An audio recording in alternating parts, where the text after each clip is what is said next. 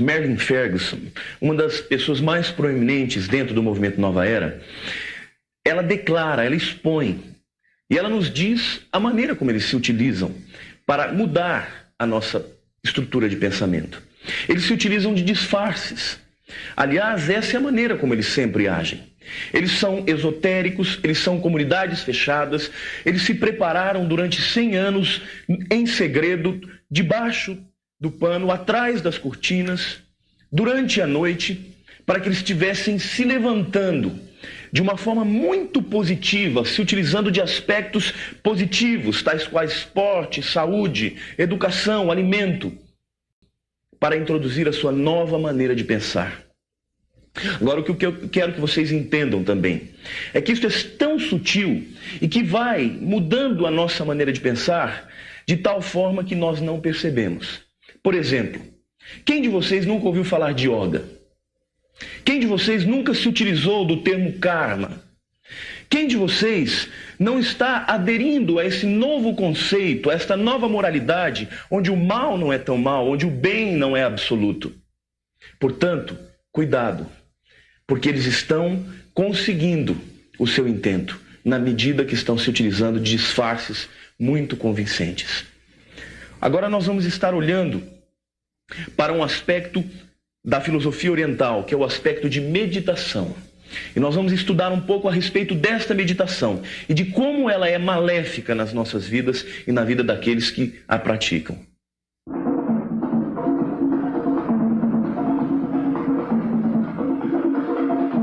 Esta mulher fazia meditação dinâmica todos os dias. Também era chamada de meditação Kundalini. Ela diz que começa com uma respiração catártica, que pode mover sua energia e tirar você de sua consciência e fazer com que esta energia penetre em seu corpo.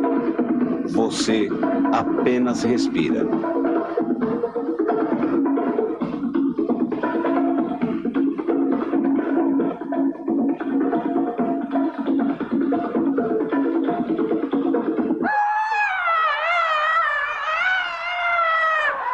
A fase seguinte da meditação dinâmica é quando você grita, quando finalmente tem a oportunidade de colocar tudo que sente para fora.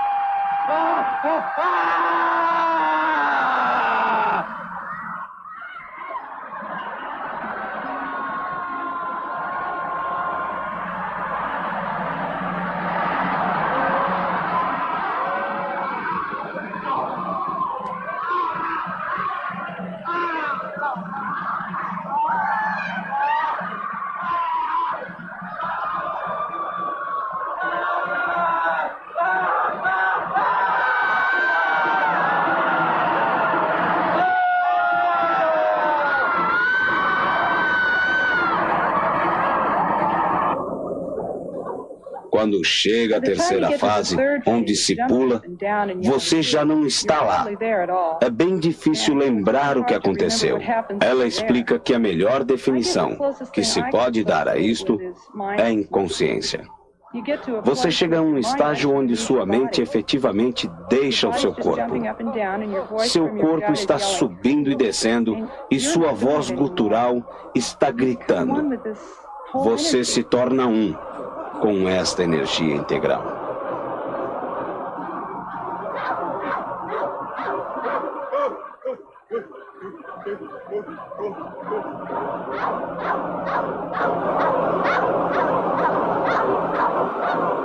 A fase seguinte na dinâmica é a mais silenciosa. Alguém grita "pare" e você está 30 minutos praticando catarse e pulando. O que acontece depois de tão intenso movimento e por tanto tempo é uma sensação de paz e quietude. Sua mente realmente para. Diversos relatórios têm sido publicados dando crédito aos gurus e suas técnicas psicológicas. Esses relatórios omitem os milhares de casos de colapso emocional e mental, insanidade, suicídio, espancamentos, assassinatos e estupros que acontecem em vários centros espalhados pelo mundo, liderados por gurus. É alarmante perceber como estas perigosas técnicas de iluminação estão sendo incorporadas em psicoterapias e estão até mesmo sendo aceitas em correntes tradicionais da Igreja Católica e da Protestante, inclusive em seminários.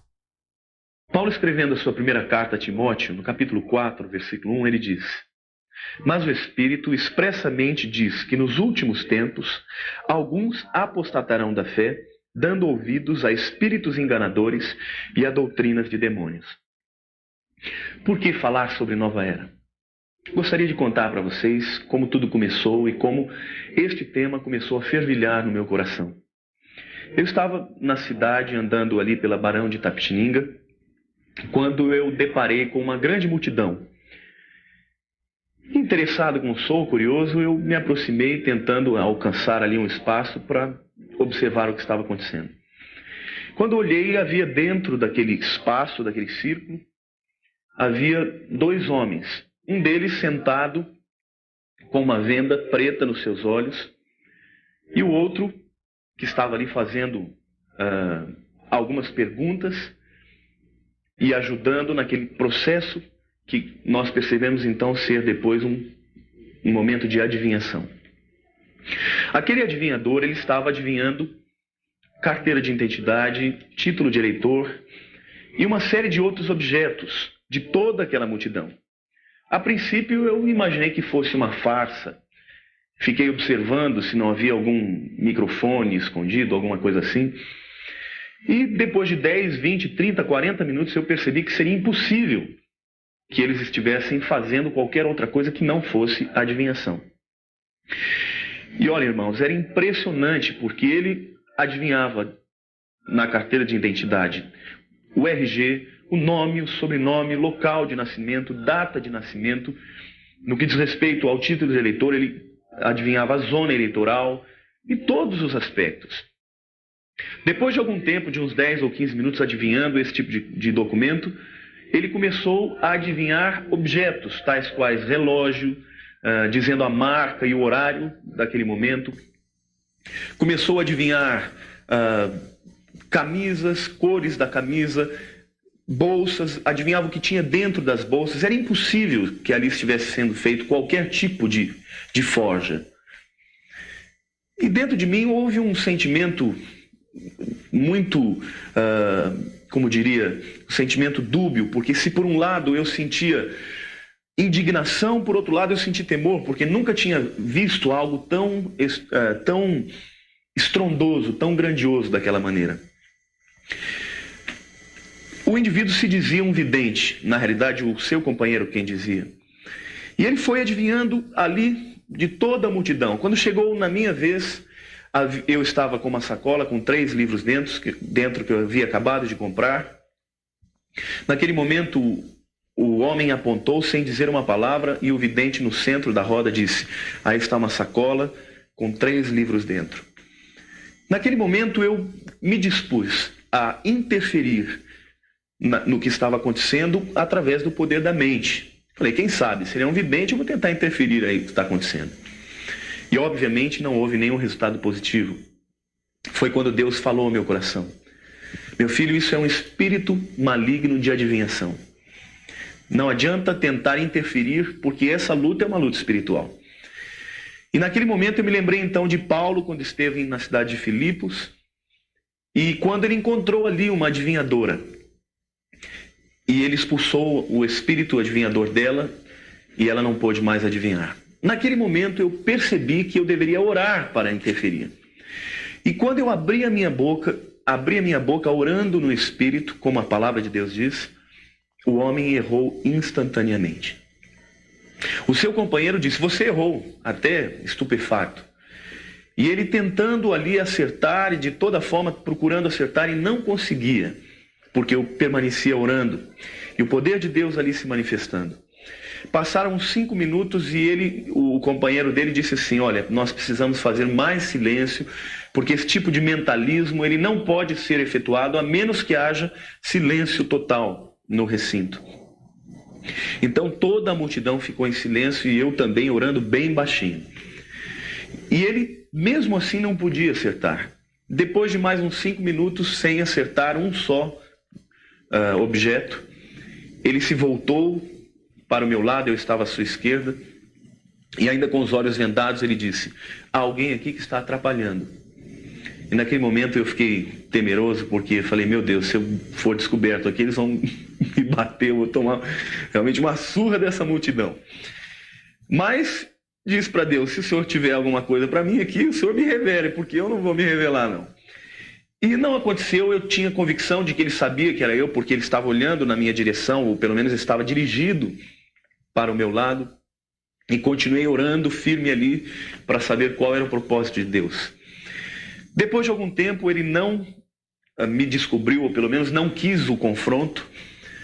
Resolvi que deveria seguir o meu caminho. Caminhei na direção oposta uns 20 passos, quando senti uma vontade muito forte de voltar para ver o que estava acontecendo.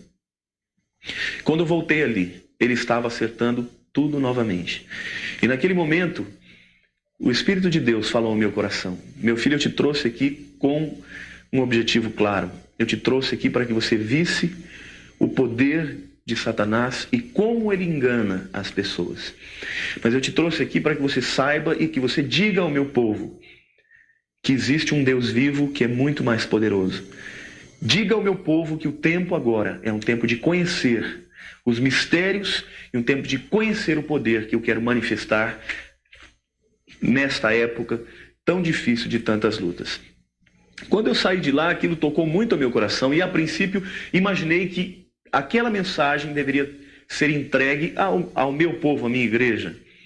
Quando, posteriormente, percebi que Deus tinha um propósito muito maior, um propósito em que eu estivesse deflagrando esta mentira e revelando este engodo, este engano de Satanás, que é o movimento Nova Era, do qual nós vamos falar a partir de agora.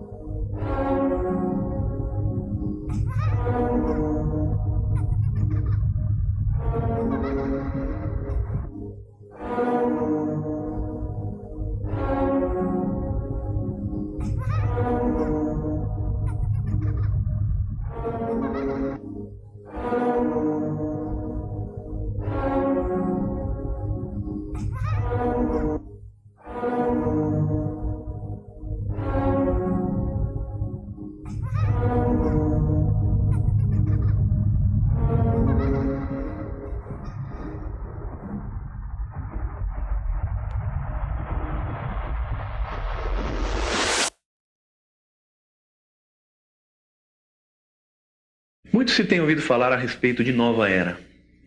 Mas o que é Nova Era? Nós percebemos que poucas pessoas têm um conhecimento profundo ou até mesmo superficial sobre esse movimento. Nova Era é um movimento abrangente que envolve todos os setores da sociedade. Não é uma religião, é muito mais do que isso. Nova Era envolve aspecto social, político, econômico, arte, economia, educação e muitos outros setores da sociedade.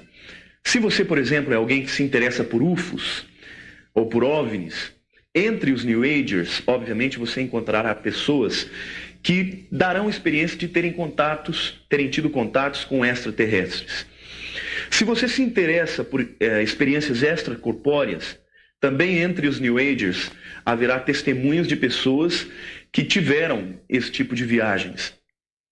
Se você é um aficionado do movimento ecológico, existem pessoas que trabalham estritamente dentro da ecologia.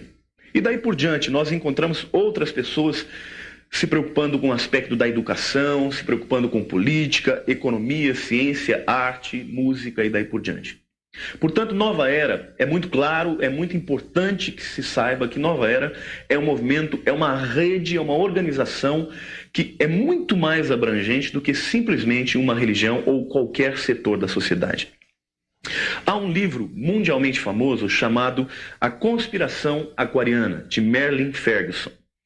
Nesse livro, Merlin Ferguson diz o seguinte, que conspiração significa respirar juntos e dá a ideia, então, de unidade, de todo mundo trabalhando com um intuito único. Como nós podemos ver aqui na capa do livro, nós temos o símbolo do Unibanco, que é o símbolo que tem a ideia de vidas entrelaçadas, vidas que estão unidas umas às outras para o mesmo propósito. O termo aquariana tem uma ligação intrínseca, direta, com o pensamento e com a visão dos conspiradores. Para ele, nós estamos numa época de transição, onde estamos saindo da era de peixes para a era de aquários. Eles acreditam que o Sol ele tem um movimento de translação nas constelações. E durante um período que eles chamam de era, ele fica em cada um dos signos do zodíaco. E eles acreditam que nos últimos 2000 anos, o Sol esteve na constelação de peixes. E essa é a razão porque nós estávamos ou estamos ainda saindo da era de peixes. E o Sol está indo, então, em direção à casa de Aquários. Esse ponto onde o Sol está, eles chamam de ponto venial, ou equinócio venial, ou ponto de primavera do Sol. Os conspiradores acreditam que este tempo é de aproximadamente 2.160 anos. E cada vez que passa esse período de tempo, nós temos então um período de transição, de mudanças, onde ocorrem uma série de problemas, de catástrofes, mas que só estão precedendo a mudança e assim também a estabilização de todo o momento histórico através da nova era que se iniciará. Na vida de Jesus, para eles, houve a mudança de Áries para Peixes. E esta era está se findando. E é necessário, portanto, uma renovação. Segundo eles, o Aquário, o signo do zodíaco, está derramando sobre a Terra muitas das suas águas. Isso, então, é decodificado através de uma grande energia que está atingindo todo o planeta e alcançando as pessoas. E eles também acreditam que em cada uma dessas eras é levantado um grande mestre. Assim como Cristo foi o mestre que se levantou e transformou a era de peixes. Eles acreditam também que se levantará um outro mestre, na medida que Jesus já cumpriu o seu papel. Quais são então os objetivos primordiais desse movimento Nova Era? O primeiro desses objetivos é um novo governo mundial, sem fronteiras. E nós percebemos na atualidade que está havendo um grande esforço para se unificar todos os países, para que os países tenham entrelaçamentos e todos esses aspectos, esses eventos que têm sido feitos para unir os povos, é com o intuito final de se ter um único governo com um único governador, portanto líder mundial. O segundo objetivo é uma nova ordem política e social. E este é um tema também, um termo que tem sido francamente usado por todos os líderes mundiais. E por último, uma nova religião. É interessante que os New Agers, eles acreditam que a individualidade, o individualismo, ele é maléfico para a sociedade. E eles estão intentando introjetar em todos os indivíduos uma mentalidade única, onde todos, como eles esperam futuramente, terão uma única religião. Portanto, eles pretendem, através do sincretismo, pegar um pouco de cada aspecto, de cada elemento das religiões e transformá-los todos em uma só religião. Essa é a tentativa deles. Quando eles estão discutindo o processo de viabilização, a operacionalização disto, eles têm afirmado que existem alguns elementos que são barreiras, impedimentos, para que estes aspectos sejam concretizados, como nós podemos ver no livro A Sociedade Planetária, página 69.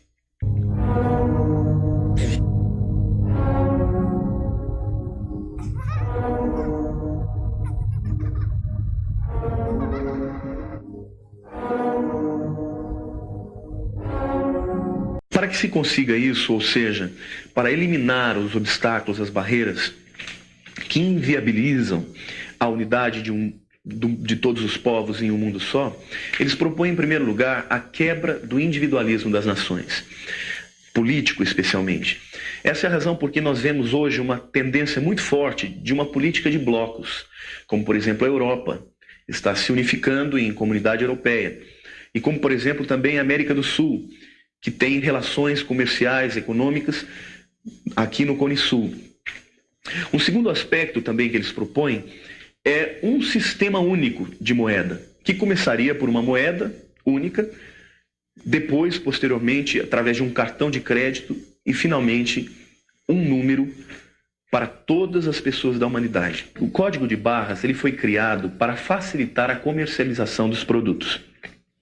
Quando você vai, por exemplo, a uma loja de departamento, a um shopping center, e você compra uma mercadoria, observe, e você vai ver que você não vai encontrar, muitas vezes, ali o preço afixado, mas sim esse código. Por quê? Porque esse código, ele vai discriminar a mercadoria, a quantidade em estoque e até mesmo quanto custa. Através de uma leitura ótica, de um leitor ótico, o caixa vai passar e, por computador, ele vai ter todos os elementos necessários, todas as informações necessárias a respeito dessa mercadoria. Como vocês veem, as barras maiores são duas barras nas extremidades direita e esquerda e logo no meio. Cada uma destas barras tem um número próprio, mas essas barras maiores, segundo a própria IBM nos Estados Unidos, o número binário, na linguagem binária de computador, significa o número 6. Portanto, o código de barras, além de facilitar todas essas coisas, ele tem um propósito final, que é trazer este número para todos os seres humanos, para que eles sejam identificados e armazenados os seus números e também as informações concernentes a si mesmos nesse computador central mundial que já está sendo desenvolvido e engendrado pelos New Agers. Uma outra proposta deles também é que haja uma unificação de impostos. E isso é claro. Havendo essa unificação de impostos, a redistribuição de todos os recursos econômicos mundiais serão muito mais fáceis. Eles propõem também que haja um serviço militar obrigatório. Para quê? Para combater os resistentes, aqueles que não aceitarão andarem segundo esse estilo mundial que surgirá. Obviamente, eles dizem que os indivíduos, as comunidades que mais exercerão barreiras serão os cristãos e os judeus. Por uma razão simples. Os cristãos, porque não aceitam o sincretismo religioso. E os judeus também porque são muito fechados em si mesmos, né? Tem um sentimento nacionalista muito forte. Eles também acreditam que deverá haver um estabelecimento de um novo sistema social, onde será necessário, imprescindível, mudanças nas formas de família. E, por último lugar, eles afirmam que a ciência e a religião serão unificadas. É interessante como nós notamos que os termos dos New Agers são termos muito utilizados pela própria ciência. E a religião deles é uma religião que procura se utilizar destes termos, dessa terminologia, até mesmo para alcançar, para atingir, para influenciar cientistas, pessoas de renome e aderirem também os misticismos que eles estão procurando introjetar dentro da ciência e dentro do seu modus vivendi.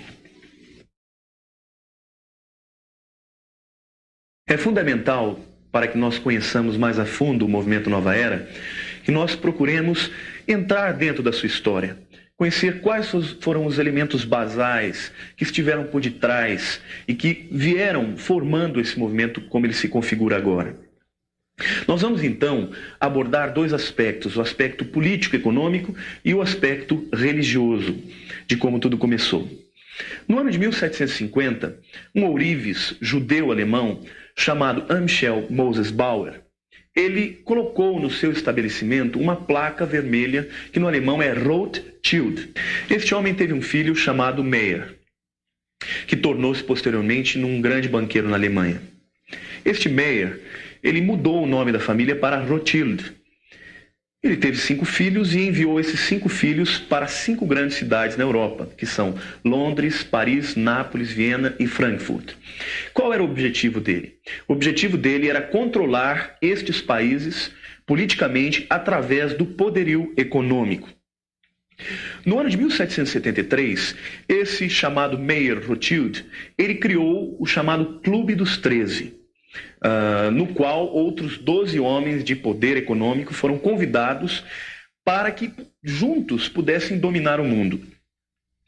Para que eles pudessem, então, levar a cabo o seu intento, o seu projeto, eles contrataram um homem chamado Adam Weishaupt, procedente da Ordem dos Jesuítas, um professor catedrático da Universidade de Ingolstadt, e eles pediram a ele que fizesse um plano para dominar o mundo como um todo. No dia 1º de maio de 1776, os planos elaborados por Adam Weishaupt ficam prontos.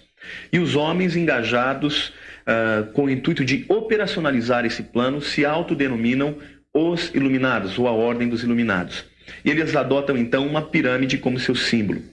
Nesta pirâmide havia 13 degraus, e a parte de cima estava separada da parte de baixo, e dentro dela havia um olho, que para eles significava o olho de Satanás, que olha e vela por todas as coisas. Nessa pirâmide, nos degraus de baixo, existem algumas organizações que estão contribuindo para a concretização desse plano, ainda que não saibam exatamente qual é a finalidade. Na parte superior estão aquelas organizações secretas que sabem exatamente qual a finalidade, qual é o intuito deste plano e trabalham também para que ele seja efetuado.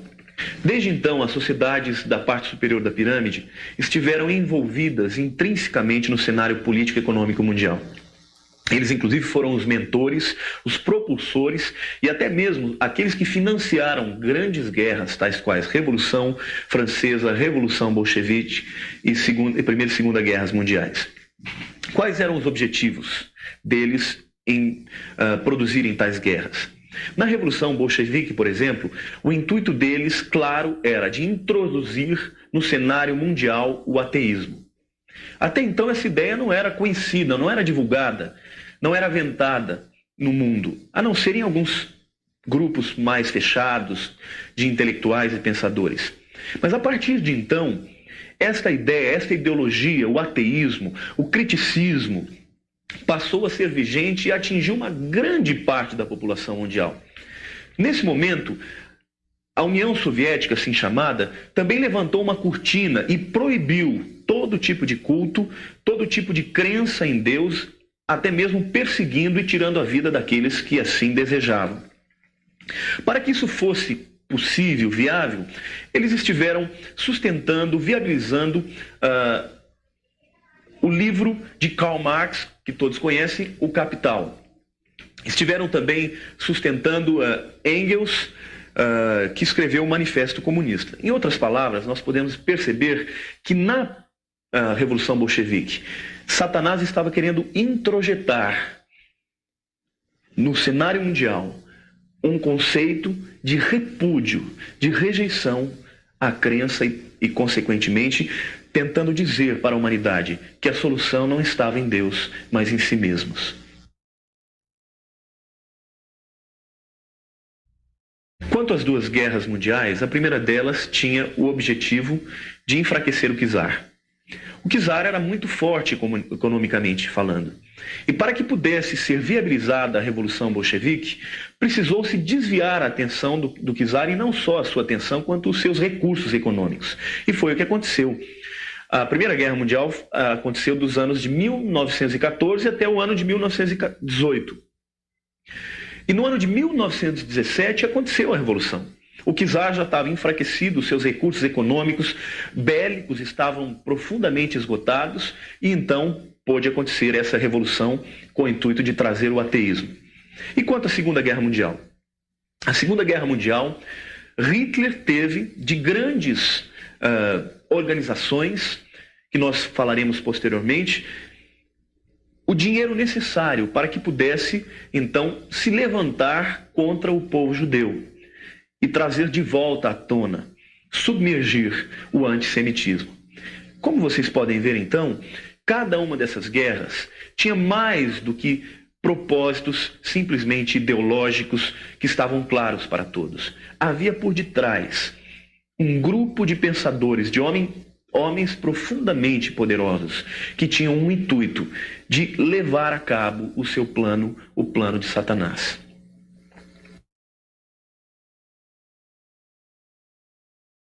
Não se pode falar sobre religião em Nova Era sem se mencionar o nome de Helena Petrovna Blavatsky. Essa mulher era uma russa que foi iniciada no movimento, na filosofia oriental, especialmente no Tibete. Ela dizia que ela tinha contato com alguns seres cósmicos, aos quais ela chamava de mestres cósmicos. E, segundo ela recebeu um plano cujo conteúdo era uma estratégia de estabelecer no mundo uma única religião e um único líder espiritual. Esse plano é o plano que a Nova Era está propagando hoje. Segundo ela, estes mestres cósmicos, ou também chamados Fraternidade Branca, teriam dado algumas orientações sobre como operacionar o plano, tais quais símbolos e alguns aspectos gerais e o plano final. O aspecto mais importante, mais preponderante, é que eles deveriam se manter escondidos em segredo durante 100 anos, no final dos quais eles deveriam se abrir para o mundo. Esses anos foram de 1875 até 1975, quando o movimento Nova Era se abriu para o mundo. Agora, estes mestres cósmicos, a Bíblia lhes dá um outro nome. Segundo Efésios capítulo 6, verso 12, eles são chamados de forças espirituais da maldade nas regiões celestiais. Portanto, como nós pudemos ver, o plano da Nova Era, tanto em seu aspecto econômico e político, quanto religioso, ele foi engendrado, arquitetado, não somente por homens ou por mestres cósmicos, mas pelo próprio príncipe das trevas. Eu quero deixar bem claro para vocês que é impossível desvendarmos os mistérios da Nova Era, a menos que nós olhemos para a palavra de Deus. Quando Paulo escreveu a sua segunda carta aos Tessalonicenses, no capítulo 2, o Espírito de Deus dá a ele a revelação do que seja cada um dos passos deste plano satânico, o plano da Nova Era. Em primeiro lugar, isto sucederá numa época de grande apostasia. Pessoas vão abandonar a sua fé. Como diz a palavra, elas estarão indo após doutrinas mentirosas, doutrinas de demônios. Como nós vemos no versículo 3, ninguém de maneira alguma vos engane, pois isso não acontecerá sem que antes venha a apostasia e se manifeste o homem do pecado, o filho da perdição. E também Paulo, escrevendo a Timóteo, no capítulo 4, verso 1, ele diz: mas o Espírito expressamente diz que nos últimos tempos alguns apostatarão da fé, dando ouvidos a espíritos enganadores e a doutrinas de demônios. Em segundo lugar, nós vemos que o anticristo, ele pretende ser muito mais do que meramente um líder político mundial. Ele pretende ser adorado como Deus. Neste mesmo texto, no versículo 4, nós lemos: ele se opõe e se levanta contra tudo o que se chama Deus, ou é objeto de culto, de sorte que se assentará como Deus no templo de Deus, querendo parecer Deus. Esta é a razão por que eles pretendem ter um líder único mundial, que será o próprio anticristo. O terceiro passo que nós vemos nesse texto é que o meio utilizado para convencer a humanidade da divindade do anticristo será mediante sinais e maravilhas. No versículo 9, nós lemos o seguinte: a vinda deste iníquo é segundo a eficácia de Satanás, com todo o poder e sinais e prodígios da mentira. É óbvio que ele não se utilizaria de uma mensagem onde ele averbaria para si mesmo a divindade se ele não tivesse poderes miraculosos para garantir, para assegurar essa sua divindade. Em quarto lugar, nós vemos que haverá, antes desse homem assumir o governo sobre o mundo, um tempo de preparo em segredo. Esse tempo a Bíblia chama de mistério, como nós vemos no verso 7. Esse preparo acontece tanto nas sociedades secretas envolvidas na concretização do plano, quanto nas entidades chamadas esotéricas com S, que também têm caráter secreto, pois o termo vem do grego eis, que significa para dentro, denotando então uma sociedade fechada. Em quinto lugar, nós vemos que os elementos que preparam esse governo mundial, eles serão detidos. Ou seja, eles não conseguirão instalar esse governo mundial na data prevista. Vejam nos versos 6 a 8, que dizem: E agora vós sabeis o que o detém, para que o seu próprio tempo seja manifestado. Pois já o mistério da injustiça opera, somente há um que agora o detém até que seja afastado. E então será revelado o iníquo, a quem o Senhor desfará pelo sopro da sua boca, e aniquilará pelo esplendor da sua vinda.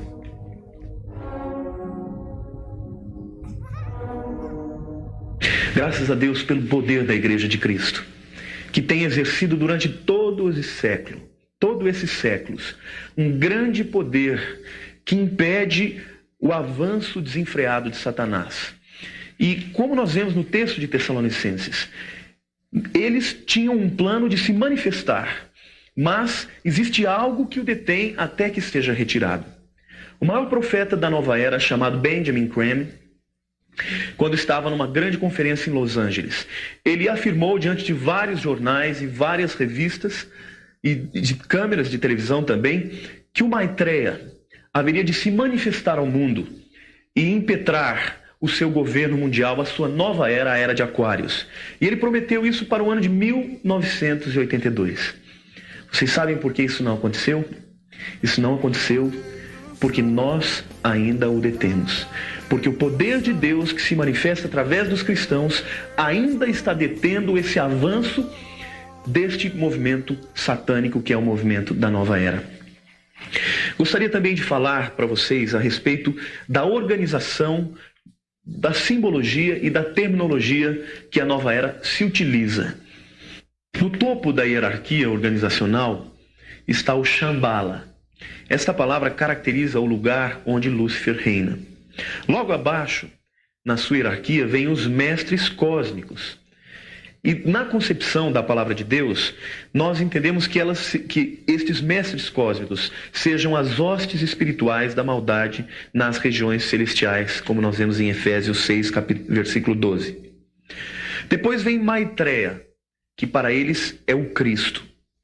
E na concepção bíblica, como nós vemos no texto de 2 Tessalonicenses, este não será o Cristo, mas o anticristo. E esta palavra anticristo vem do grego. Anti é aquele que está na presença de, diante de, e também tem o sentido de contra ele. É importante que nós notemos o seguinte: eu não creio que o anticristo se manifestará como alguém que afrontará Jesus Cristo, porque ante também significa no lugar dele. Portanto, ele será alguém que assumirá a posição de Messias, porque a palavra Cristo significa Messias, ungido, rei. Sutilmente, ele será alguém que se oporá.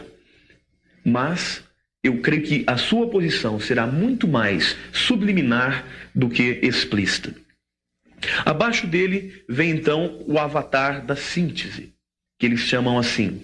Seria um homem que estaria trabalhando ao lado deste líder, do Maitreya, no intuito de operacionalizar, de preparar as massas. Esse homem não vai ser um líder político, mas vai ser um líder religioso. À luz da Bíblia, nós entendemos que esse homem é o falso profeta, que prepara o caminho do anticristo. Em outras palavras, nós teremos aqui uma dobradinha. Teremos uma grande dupla. Um líder religioso preparando as massas para que elas adorem o líder político, econômico, o líder sobre todo o mundo. Abaixo do avatar da síntese, do falso profeta, nós teríamos então o que eles chamam de novo grupo de servidores do mundo. Quem são esses? Eles são divididos, em primeiro lugar, nos instruídos, que são pessoas que têm contato direto com o reino de Lúcifer, de onde recebem orientação.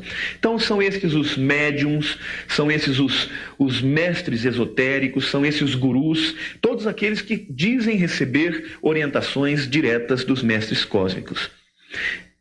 Também, dentro dos grupos de novos grupos de servidores do mundo, nós temos os aspirantes, que são as pessoas que executam as ordens do reino de Lúcifer, destruindo as formas antigas e construindo novas formas. Em outras palavras, são aqueles que haverão de quebrar os paradigmas, de modificar os modelos sociais, econômicos, éticos, morais e religiosos também. E eles também se utilizam do arco-íris como seu principal símbolo. E qual é a ideia do arco-íris? O arco-íris, para eles, é a ponte do homem para o reino de Lúcifer. É uma ponte onde Lúcifer está ministrando, está imputando o seu poder, as suas orientações nas mentes dos seres humanos, através de uma série de elementos, tais quais iniciações, meditações, visualizações, etc.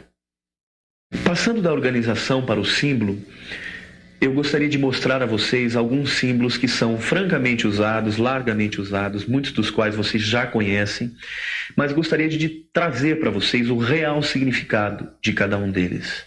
O primeiro deles é o arco-íris. E como já disse, significa uma ponte entre as pessoas e as energias cósmicas e principalmente ao Shambhala, ao reino de Lúcifer. O segundo é a fita entrelaçada sem fim, ou vidas entrelaçadas. Esse símbolo dá a ideia da nova concepção, da visão de que todos dependem de todos e que o mundo é um mundo só, é uma nação global, onde todos dependem de todos. O terceiro deles é o Yang e Yin, mais conhecido entre vocês pelo logotipo do Town and Country. Esse símbolo, ele dá a ideia de equilíbrio de forças cósmicas, positivas e negativas. Como vocês podem notar, eles são absolutamente simétricos. E na parte branca existe um pontinho negro. E na parte negra existe um pontinho branco. O que eles querem dizer é o seguinte, que o bem, ele não vive a menos que seja na presença do mal. E o mal não vive sem o bem. E eles querem também acabar com os absolutos, dizendo que em todo o bem existe um princípio de mal, e em todo o mal existe um princípio de bem. Esta é a razão por que nós vemos que a sociedade atual está saturada deste conceito, ainda que muito subliminarmente. Por exemplo, quando nós vemos aquela música do Pepeu Gomes, ser um homem masculino não fere o meu lado feminino. Se Deus é menino e menina, também sou masculino e feminino. Nós vemos aí esta ideologia de que o homem não pode ser homem absolutamente e a mulher não pode ser mulher absolutamente. E que cada um tem que liberar o seu lado feminino, cada homem e cada mulher o seu lado masculino. Portanto, em todos os aspectos, eles procuram acabar com os absolutos. Não há verdade que seja absolutamente verdadeira, não há mentira que seja absolutamente mentirosa, ou seja, acabar com todos os absolutos de Deus. E nós entendemos que o cristianismo, ele apresenta o mal como mal e o bem como bem. Portanto, isso é uma tentativa de modificação dos parâmetros, dos modelos, como já disse, econômicos, sociais, éticos, morais, espirituais, etc. O unicórnio, ele, como vocês veem, ele tem um chifre na testa e ele simboliza a liberdade sexual. A liberdade sexual tanto entre pessoas solteiras quanto entre casais. Esta cruz com o lacinho, chamado de a cruz com laço, representa o desprezo pela virgindade. Nós vemos aqui uma afronta clara aos princípios morais de Deus impressos na sua palavra. É também um símbolo da deusa do amor. A estrela de 5 pontas é um símbolo que é usado desde muito tempo na magia negra. Em todas as sociedades fechadas, esotéricas fechadas, de magia negra especialmente, nós vemos o pentagrama, ou seja, a estrela de 5 pontas. As 2 pontas para cima significam o reino de Lúcifer, e as 2 pontas para baixo, o homem buscando a sua própria divindade. Este símbolo é o símbolo de Urano, que é a harmonia com o cosmos. Ele desvia o homem da real necessidade de ter a harmonia com o Criador e não com a criação. Nós estamos passando por um movimento hoje de ecologia.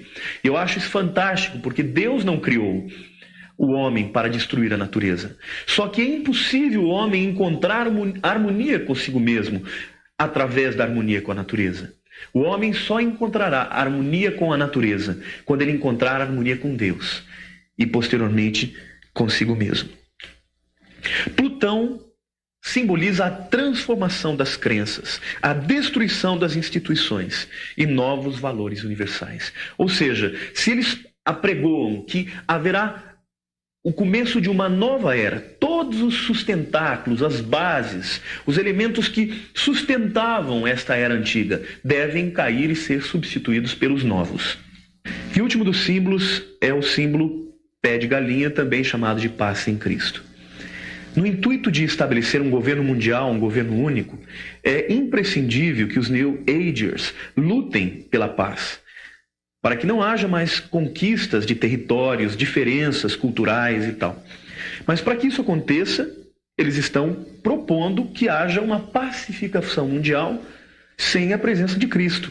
Agora, as Escrituras afirmam claramente que o único que pode estabelecer a paz e o único que vai estabelecer a paz sobre o mundo é Jesus Cristo, o príncipe da paz. Como nós podemos perceber, estes símbolos já foram largamente difundidos na nossa sociedade. Alguns deles, inclusive, estão sendo usados como logotipos de grandes marcas. O Yang Yin, por exemplo, se tornou o logotipo da Town & Country. O símbolo das vidas entrelaçadas, o símbolo do Unibanco. E o arco-íris, que se tornou o maior, o principal dos símbolos da nova era, está sendo usado agora pela Expo 92, que é a Exposição Universal de Sevilha. Assim como todos os segmentos da sociedade têm os seus termos, a nova era também tem os seus. Isto acontece naturalmente, em grupos que são fechados. Entre os médicos nós encontramos alguns termos. Entre os cristãos evangélicos, nós também temos uma terminologia característica. Os New Agers não são diferentes. E isto até é imprescindível para que se possa elaborar uma ideologia característica própria, um sistema de pensamento único entre todos os que fazem parte desse grupo. Nesse momento agora também quero apresentar para vocês o plano da nova era, o plano de estabelecimento desse governo mundial. Em primeiro lugar, eles desejam estabelecer uma nova religião mundial e uma nova ordem política e econômica. Há pouco tempo agora no Brasil nós tivemos o Timothy Leary, um dos precursores do uso de LSD, um psiquiatra todo psicodélico. Ele esteve no Brasil sendo entrevistado pela Marília Gabriela. E na sua entrevista ele disse que há algumas religiões que são boas e outras que são más. E ele citou que as religiões más são o cristianismo e o judaísmo, na medida que afirmam a existência de um único Deus. O segundo aspecto do plano é que a nova religião mundial, ela será concretizada e será o renascimento da religião da Babilônia. Na Babilônia surgiram todos os elementos místicos. Tudo isso que a gente está vendo na sociedade hoje, tais como leitura de mão, invocação de mortos e outros aspectos esotéricos que estão sendo levantados, que estão insurgindo novamente na sociedade, isso tudo nasceu na Babilônia. E o plano deles é exatamente esse, é trazer de volta toda aquela bagagem abominável a Deus, como nós vemos no livro de Deuteronômio, capítulo 18, para que esta religião seja caracterizada por esse tipo de elementos. O terceiro aspecto do plano é que ele será concretizado quando o Messias da nova era assumir o controle, ou seja, quando o número 666 será aplicado e essa nova religião será estabelecida. Há algum tempo atrás, eu fui convidado para ser preletor num acampamento de jovens para falar sobre o tema de nova era. Tendo terminado a minha preleção, um jovem veio conversar comigo.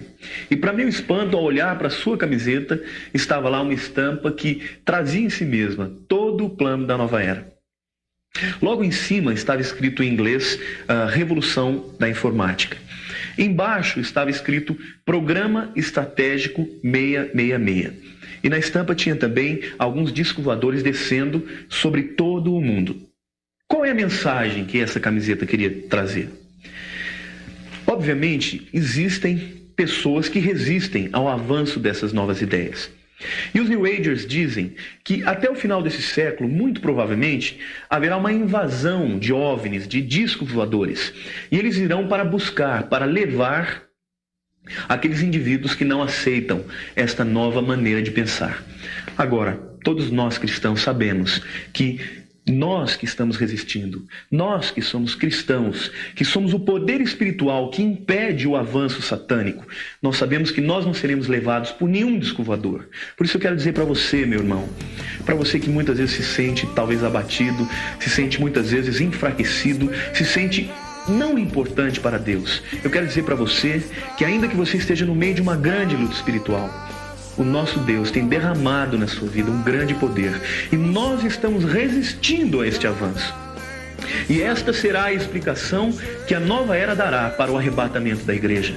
Porque a palavra de Deus nos assegura, nos afirma, e esta é a nossa esperança, de que um dia o Senhor virá para buscar a sua igreja, para que com Ele nós habitemos lá no céu.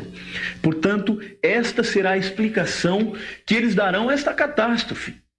Porque como eles poderiam explicar o sumiço, o desaparecimento, assim como que por um abrir e fechar de olhos de tantas milhares de pessoas? Contudo, nós sabemos que o movimento da nova era será um movimento de engano e muitos crerão nesta mentira, porque não deram crédito à verdade. Agora, você sabe, você que é cristão, você sabe que não serão os discos voadores ou qualquer outra forma que nos levará, mas somente o Senhor no seu tempo, quando Ele quiser escrever a história como sempre tem feito, para que este movimento que visa governar o mundo por milênios, ele aconteça sobre a face da terra, como uma forma de juízo de Deus, mas não por um tempo tão longo, mas por um breve período de tempo.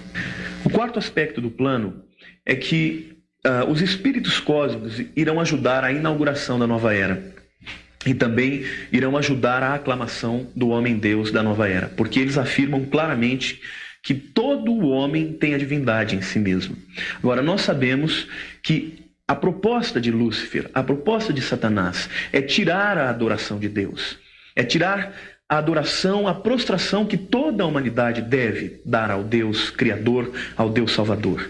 Portanto, como ele propõe fazer isso? Ele propõe fazer com que todos nós creiamos que nós temos Deus dentro de nós mesmos. Ora, se nós somos deuses, qual a necessidade de nós nos prostrarmos, de termos uma postura de submissão diante de um Deus invisível? O intuito dele é, com certeza, afastar o homem da adoração do Criador. Em quinto lugar, eles querem uma paz mundial, onde o amor e a união serão os slogans da nova religião. Vejam como é sutil, irmãos.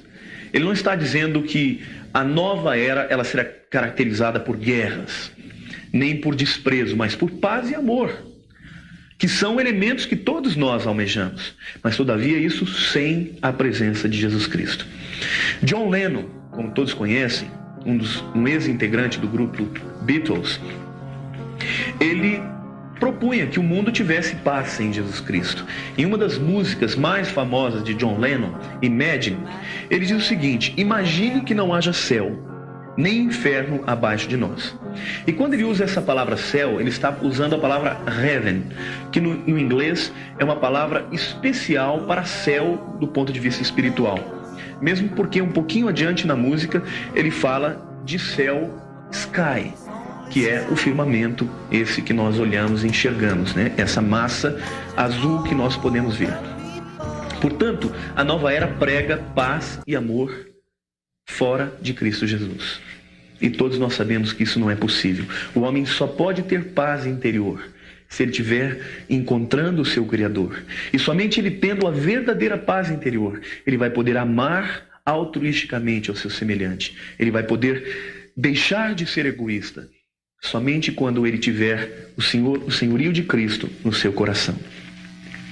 Em sexto lugar, eles afirmam que o ensino da nova era deve abranger todo o mundo. Ora, esta é a única maneira de estabelecer este domínio, este governo.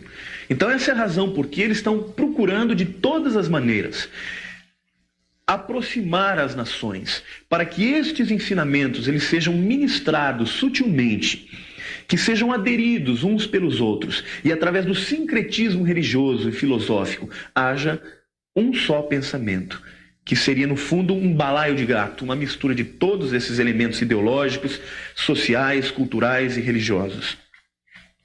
Em sétimo lugar, os líderes da nova era irão demonstrar que Jesus não era o Cristo. Eles não vão afirmar que Jesus Cristo era um farsante. Eles afirmam que Jesus Cristo era um avatar, um mestre que foi enviado a este mundo com o propósito de estabelecer durante um período de 2000 anos o senhorio sobre este mundo. No entanto, ele não é o verdadeiro Cristo. Ele não é o verdadeiro Cristo de todas as eras. Para eles, este Cristo é o Maitreya. Então, em outras palavras, eles estão preparando o mundo para o surgimento do anticristo, que para eles será o Maitreya. Em oitavo lugar, o cristianismo e as outras religiões serão integradas na religião mundial. Como dissemos, essa religião será sincretista. Eles não poderão chegar e impedir que os elementos cultuais de cada povo, de cada cultura, sejam extirpados. O que eles vão fazer então? Vamos ajuntar tudo e vamos todos respeitar uns aos outros e aderir aos princípios uns dos outros. Satanás, em outras palavras, está tentando dizer que todos os caminhos levam a Deus, desde que não seja o caminho por Jesus. Jesus disse: eu sou o caminho, isso é um artigo definido, eu sou a verdade. Ele não disse uma das verdades, eu sou a vida. Ninguém vem ao Pai senão por mim. Satanás tem difundido largamente uma mensagem de que todos os caminhos levam a Deus. Isto parece bonito, isto assume uma característica de respeito, mas no fundo é mentira. Isto precisa ser combatido, porque Jesus disse: eu sou o caminho, a verdade e a vida. O nono aspecto desse plano é que os princípios cristãos, eles devem ser desacreditados e eliminados. Isso explica a razão por que os meios de comunicação, as novelas, os filmes, os escândalos visam claramente agredir o cristianismo. Quando um homem de comunicação, quando um homem conhecido, importante e que tem o estereótipo de cristão, ou aparentemente seja cristão, cai num escândalo político, econômico ou até mesmo ético, isto é sempre levantado em toda a mídia para que todos os cristãos sejam colocados dentro desse mesmo prisma. Nós vemos também que os princípios morais estão gradativamente caindo. E nós muitas vezes somos ridicularizados porque lutamos pela sua permanência. Então, fidelidade já não é mais um princípio de valor. O amor altruísta, o amor de ir até as últimas consequências de uma mãe pelos seus filhos, por exemplo, ele tem que ser eliminado. Esta é a razão porque as mães hoje não se preocupam mais em cuidar dos seus filhos. Preferem deixá-los com terceiros, com empregadas ou até mesmo em creches. Nós percebemos claramente que princípios como de submissão, não estou falando de subserviência, mas de submissão, onde o homem é líder do casal, também estão sendo gradativamente ridicularizados. E os homens que se levantam ainda com uma tentativa de lutar por isso, são profundamente combatidos. Portanto, cada um dos princípios, quer morais, quer espirituais, quer éticos, precisam ser destruídos, precisam ser substituídos por esses New Agers. Esse é um dos aspectos do plano deles. Em 10º lugar, as crianças serão seduzidas espiritualmente nas escolas, para que então elas venham a promover a nova era. Por que isto? Porque todos sabem que uma criança é um ser ainda em formação, é uma tábula rasa. É alguém que está caminhando em direção a uma personalidade, uma maneira de enxergar a vida, a um prisma. a uma maneira de enxergar o mundo, a uma visão cosmológica. Portanto, eles investem pesado na vida das crianças, através da educação, através de desenhos e através de outros elementos que nós vamos falar mais para frente. Mas esse é o plano deles, porque se conseguirem passar essa nova maneira de interpretar a realidade para as crianças, no futuro essas crianças serão os homens, os pensadores da sociedade. Em 11º, a humanidade será levada a crer que o homem é Deus. A filosofia da nova era, ela procura levar o homem a crer nesta mentira.